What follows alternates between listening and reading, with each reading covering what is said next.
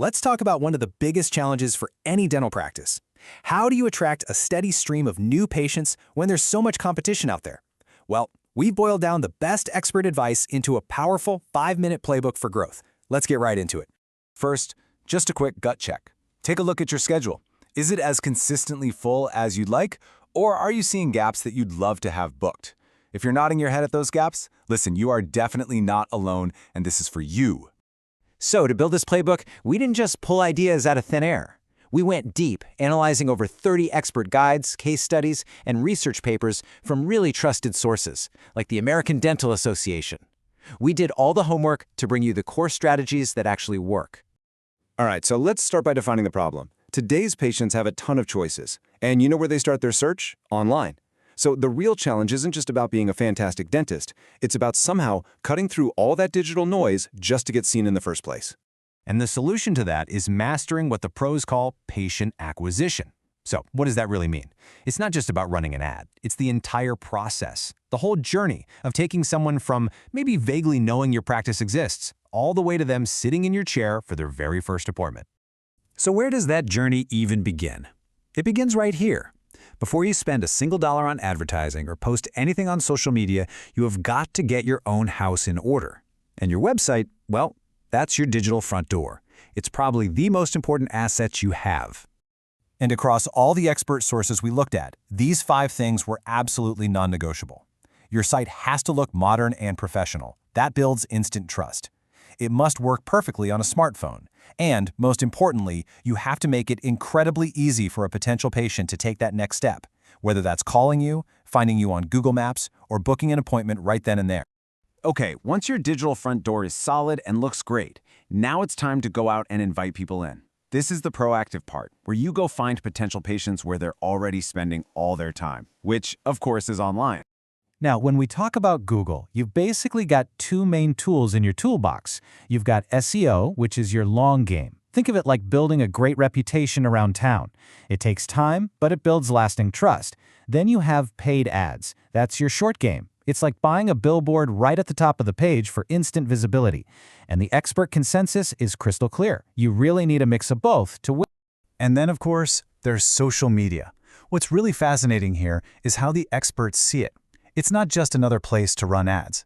They see it as a community-building machine. This is your chance to educate people, to show the human side of your practice, and to build the kind of trust that turns a casual follower into an actual patient. Okay, that all sounds great in theory, but does this stuff actually work in the real world? Well, let's take a look. We'll start with a dental clinic down in Tamworth, Australia. By putting a modern digital strategy into practice, they saw a 40%, that's 40, increase in new patients in just 1 year. I mean, come on, that is a totally game-changing number for any practice. So how'd they pull it off? Was it some kind of magic bullet? Nope. They simply executed the exact playbook we're talking about. They used a combination of long-term SEO, fast-acting Google ads, and consistent, engaging social media. It just proves how powerful these pieces are when they work together. Let's look at one more example. This one, from Ontario, Canada, shows just how quickly you can see results when you get this right. Just look at this jump. Before they really focused their marketing efforts, they were getting about 38 new patients a month. But just 30 days after they launched their new website and ad campaigns, that number exploded to 83. They more than doubled their new patients practically overnight. Getting a patient to book that first appointment is a huge win. But it's only half the battle. Because all the amazing marketing in the world means nothing if the actual in-person experience falls flat. This next part is all about mastering that experience and turning a first-time visitor into a patient for life. That first visit, it's your moment of truth. Every single little interaction matters. From the tone of your voice on that first phone call to how warm and comfortable your office feels, and especially that little follow-up call or text after their appointment. This is where you seal the deal and earn their trust. If you only take one thing away from this section, please let it be this. This idea came up again and again and again in all the guides we read. An exceptional patient experience isn't just nice to have. It is, without a doubt, your single best marketing strategy. Period. And that amazing experience leads us directly to the final and honestly the most powerful stage in this whole playbook. This is where you move beyond just getting patients one by one and you start to fuel a growth flywheel that basically powers itself. This is all about creating raving fans. So how does this work? Well, it's a chain reaction. That amazing first visit we just talked about, that's the spark. Your follow-up and great ongoing care fan the flames. And what's the result? Advocacy. You get happy patients who become your best marketers, leaving awesome online reviews and telling all their friends and family about you. And this right here is why that is so incredibly important. When you actually look at the data for where the best new patients come from, the ones who stay with you for years, the answer is overwhelming. Half of them come from referrals. Sure, Google and social media are absolutely essential to get that flywheel started, but it's word of mouth from your happy patients that provides the sustainable fuel. So, one last super actionable tip for you.